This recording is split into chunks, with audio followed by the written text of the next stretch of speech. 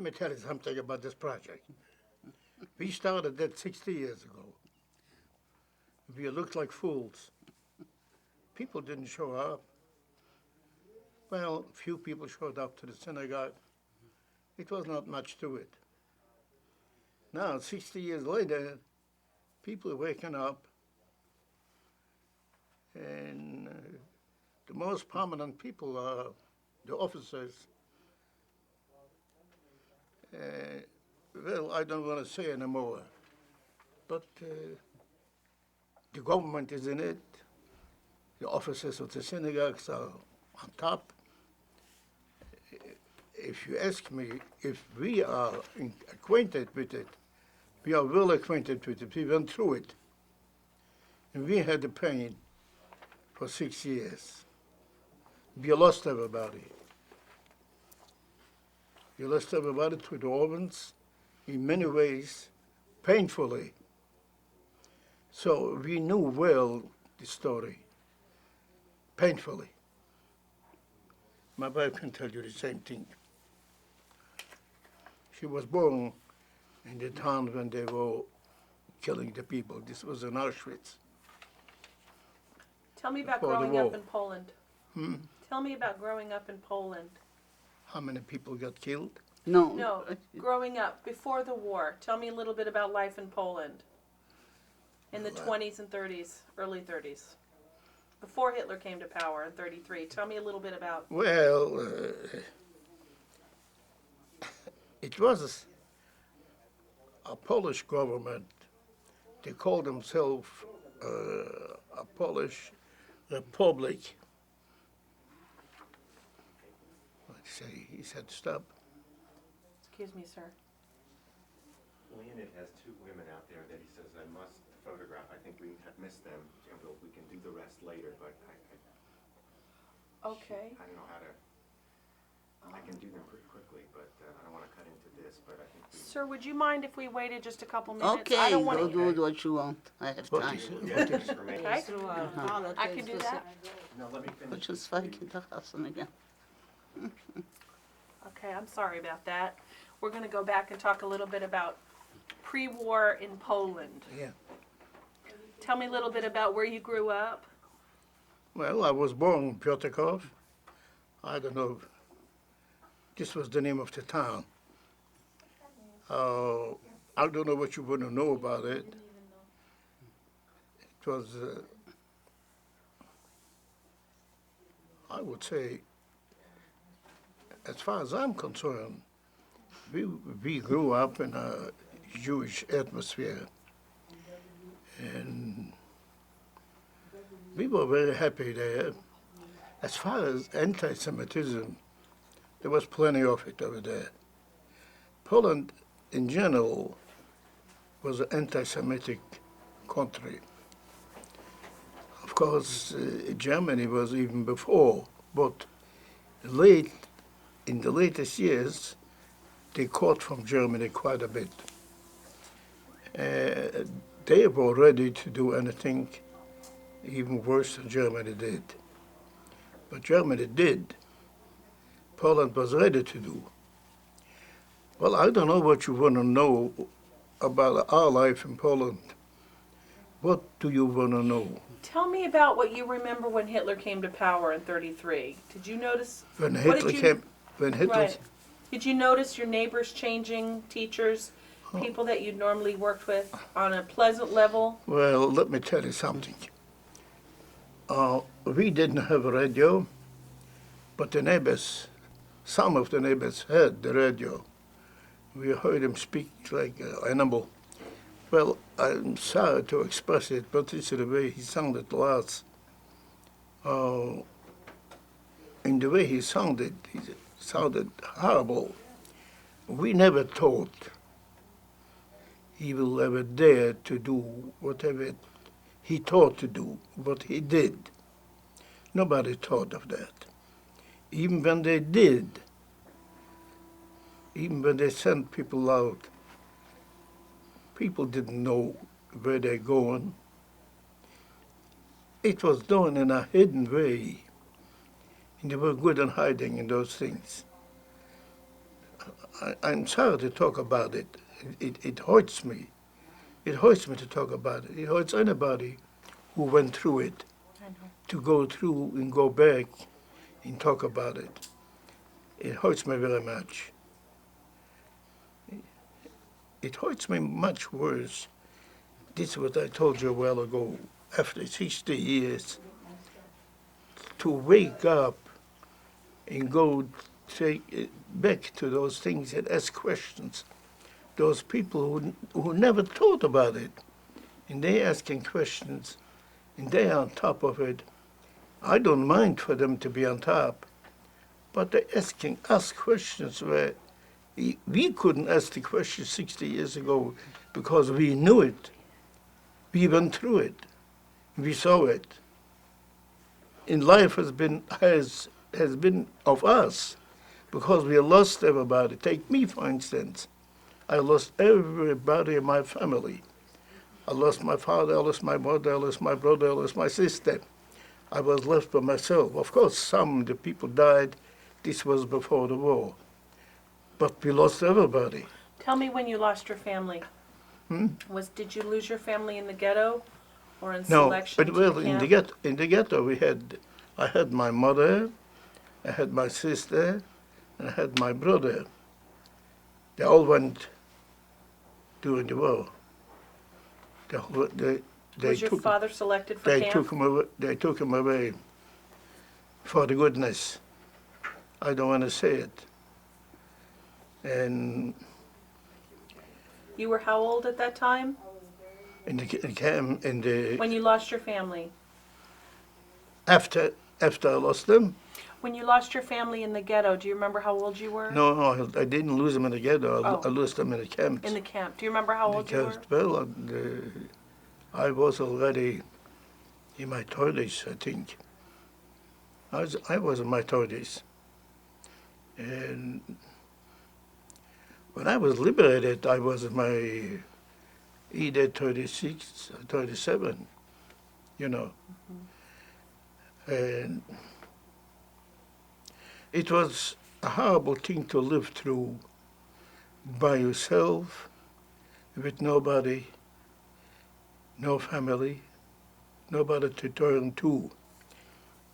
After I was liberated, the only one who gave us a little hand was the Jewish welfare and the welfare of goodness of people, you know.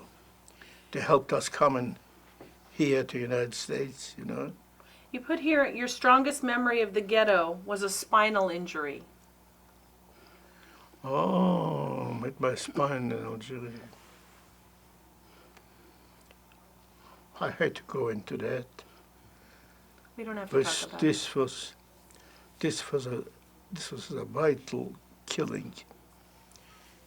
I was working there was a huta, this is a factory.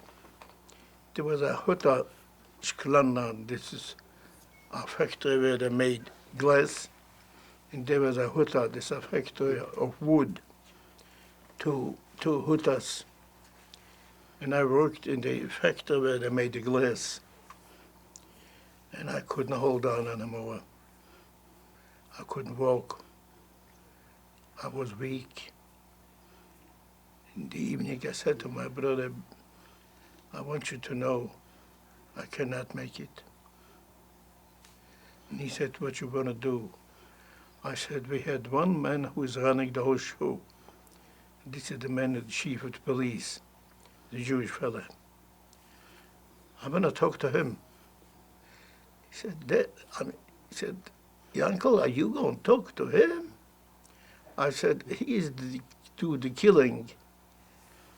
Either he helps me or he kills me right on spot. He went with me, and I went to him. And I said, I came to you to ask a favor. He said, what's the favor? And I told him my condition.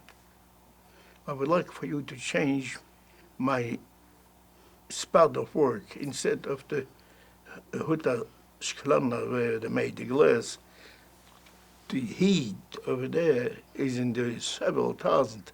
You couldn't hold it. It was so hot.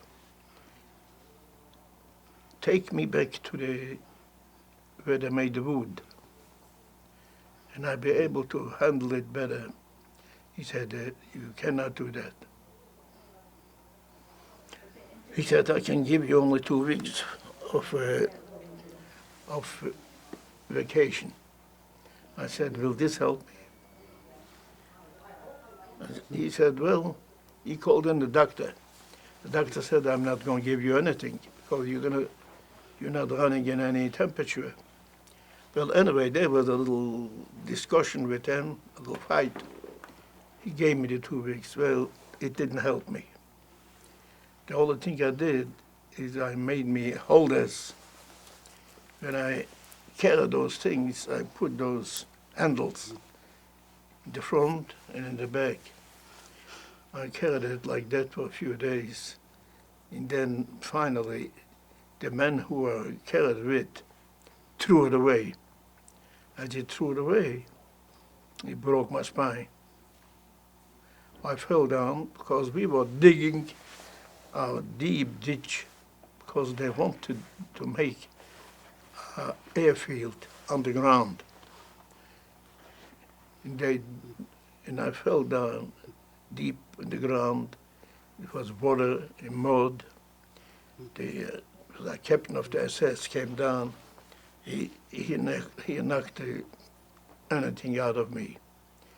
He really thought I'm putting on a good show, you know.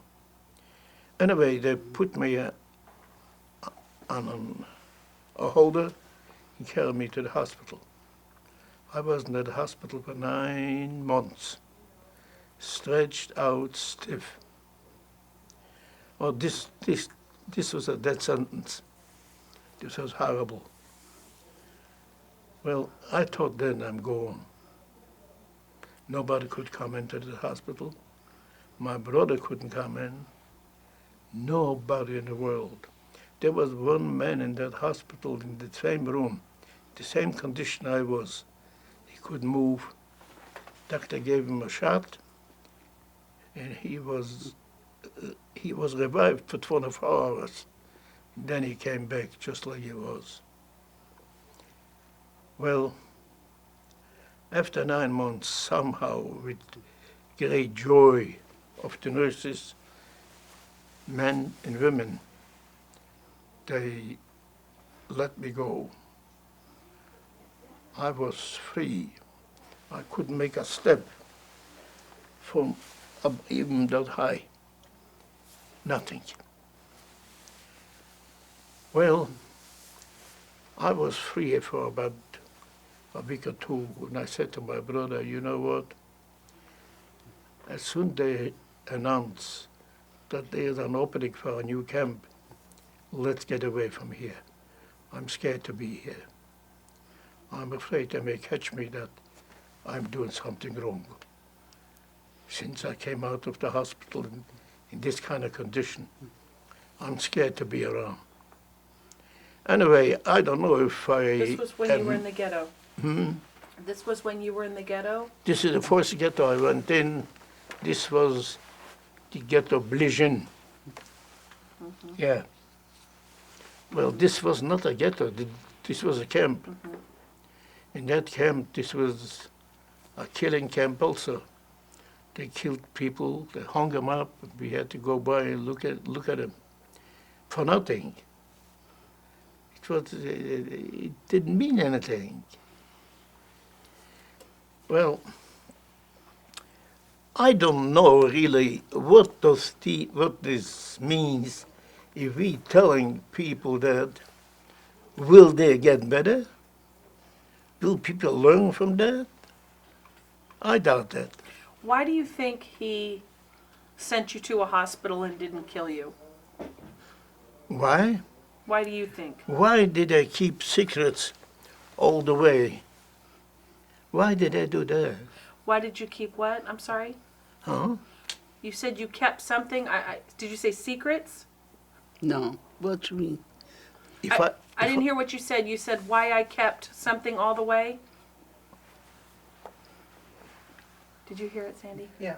Well, you asked him why they didn't kill Why him. they didn't kill him? And he said, why were they keeping secrets? Oh, keeping secrets. But I didn't know if you said secrets or cigarettes. I couldn't make the distinction. what you say?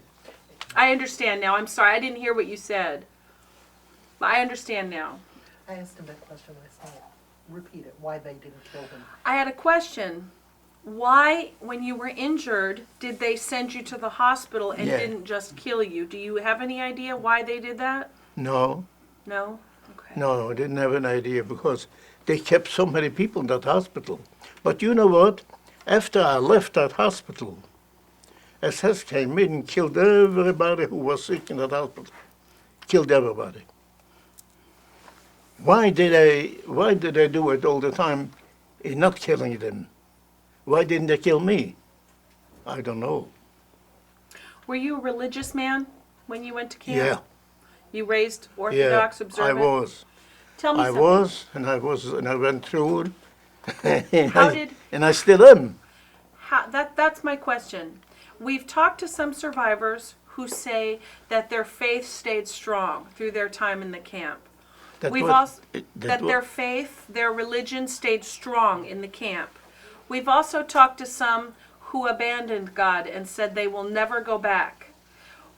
What is it about your faith well, that kept you praying and kept you believing Well, in the most horrific I wouldn't conditions? get into that conversation. This is a high disgusted conversation, and some people think this way, some people think the other way. It's a highly thought discussion. It's more to it, yes or no. I am in the way for religion. I was, and I am. I wouldn't speak the other way. I wouldn't take part in it. One thing, I never knock those people who were in the camps and they didn't go back to religion because they had something in their mind, in their thought against it. And I would keep quiet and not say anything. I wouldn't consult him. I wouldn't insult him. No. I would appreciate if you. See, I took a pill this morning. Yeah. Tell me about the transfer to Auschwitz. You said that you had come out of the hospital. Well, I was in Belgium. Oh, more than a year. If I'm not mistaken, we were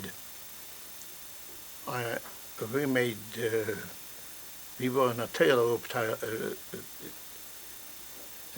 in a tailoring department where we made the coats green on one side and white on the other side. This was for the front on the Russian side, for the soldiers. And there was some cotton wadding in the middle. And anyway, and this is the way we worked there. We were there a winter and a summer. It's possible we were there a little longer. But then came a new leader of the SS, tall man, and everybody was scared. Who knows what he is liable to do? Well, we talked among ourselves, and everybody said, he's going to be a good man. Who knows? But all of a sudden, they put us on trains. We didn't know where the train goes. The train went. On the way, we learned we are on our way to Auschwitz. What did that mean to you then? Didn't mean anything. You had no idea. Didn't mean anything because I went with my brother. I didn't have the family anymore. and I went with my brother to Auschwitz. Where he was, he was not the same, what you call, anyway, he was on the same train, but I couldn't find him. I knew he's there, but getting off in Auschwitz, I could see him. You couldn't get off and just see somebody, but you find somebody. Over there, you have to be about 2 weeks isolated because they were scared. Some kind of sickness may catch him. Oh, yeah. You know, they knew how to play the game. Anyway, after 2 weeks, we were given grade A. That means we can go out and work. We went out to work. We went out to work about 12 or 15 miles out of the camp, and the orchestra, a beautiful orchestra, played 5 o'clock in the morning in front. They kept us almost naked, standing around waiting for the orchestra to get through with the playing, and we went out to work. Way down about 15, 16 miles and worked. Let me tell you, when we worked in Auschwitz, about 15, maybe 18 miles away, we could see from the chimney, the smoke. You know, the smoke was people's flesh. You could smell the flesh. You could smell from the smoke in Auschwitz. If people tell you they didn't know, they're liars. Don't believe them. We never believed it because we were in it. We could flush it. We could smell it. We were there about 15, 18 miles away. How could anybody deny it? The Polish people denied it. Then they still deny it. And well, this is the way it was. Anyway, we were in Auschwitz quite a while. I don't know if we were a year, maybe less than a year. Maybe not quite a year. One day, they took us to work, took me to work. And my brother, he had the boots. He had the top, but the bottom he lost. And they called him to work early in the morning to catch fish, clean the land from greenery and all that stuff.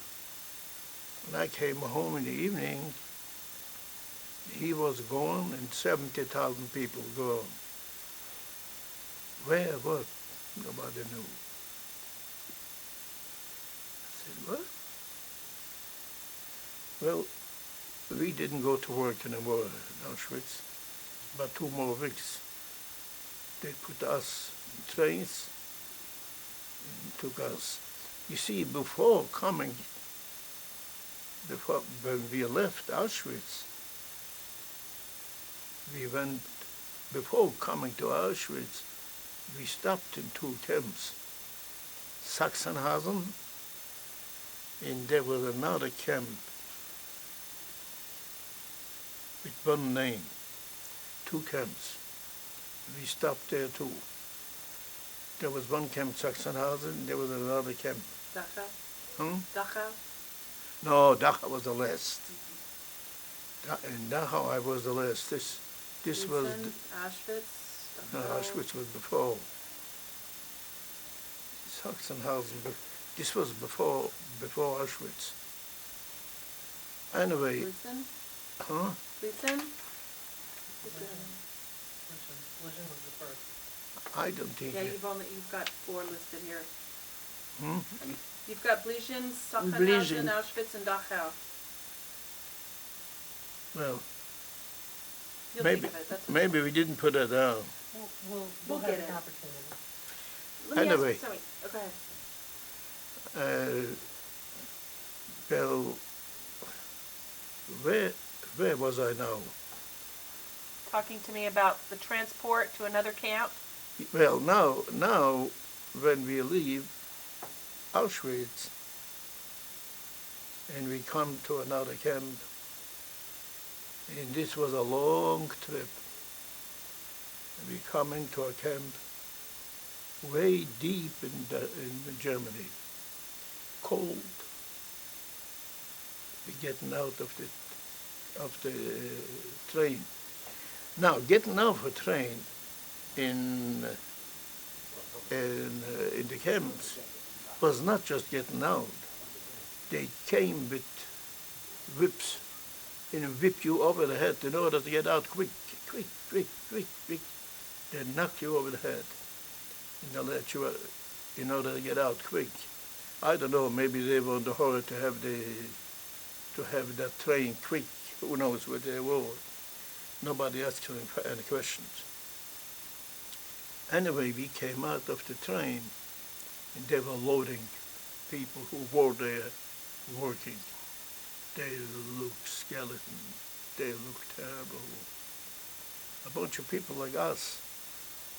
But they kept them. Who knows what kind of conditions they kept them.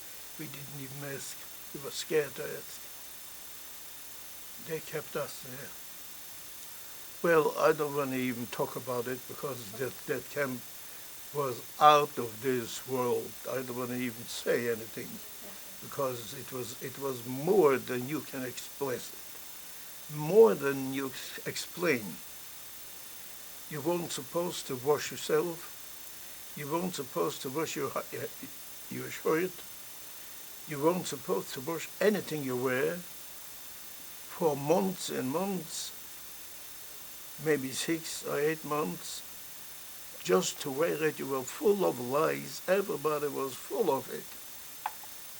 Everybody, when we had a little time, we sat down and killed them like that. It was horrible. Well, anyway, this was the blessed place. I remember when I was relieved, and they took me to the hospital, and I was on my bed, and then laying on my bed, I heard President Roosevelt died.